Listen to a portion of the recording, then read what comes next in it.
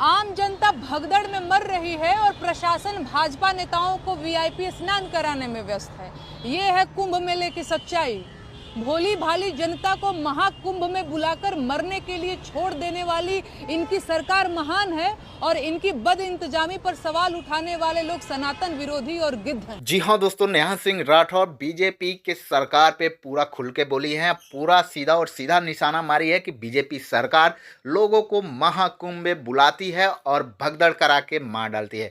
और क्या कुछ कहते हैं ये सारा चीज़ हम आपको इस वीडियो में सुनाएंगे और दिखाएंगे। लेकिन उससे पहले दोस्तों हम आपसे निवेदन करना चाहते हैं कि आप हमारे चैनल को सब्सक्राइब कर ले, प्यारा सा बेल बटन दबा दे ताकि हम नेहा सिंह का हर वो वीडियो आपको दिखाते रहें जो कि जनहित में लाभदायक होता है। आम जनता भगदड़ में मर रही है और प्रशासन भाजपा नेताओं को वीआईपी स्नान कराने में व्यस्त है।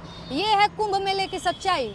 भोली भाली जनता को महाकुंभ में बुलाकर मरने के लिए छोड़ देने वाली इनकी सरकार महान है और इनकी बद इंतजामी पर सवाल उठाने वाले लोग सनातन विरोधी और गिद्ध हैं, है ना?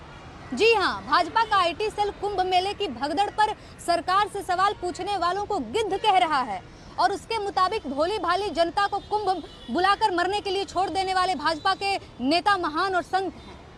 कुंभ जैसे आस्था के पर्व को राजनीतिक आयोजन बना देने वालों से सवाल क्यों नहीं पूछा जाना चाहिए भाई? जनता के मरने पर सवाल क्यों नहीं पूछा जाना चाहिए? मैं डंके की चोट पर कहूंगी कि सरकार ने इस मेले से सिर्फ पाप कमाया है और भगदड़ में मरने वालों का खून इस सरकार के मत्थे मढ़ा जाना चाहिए।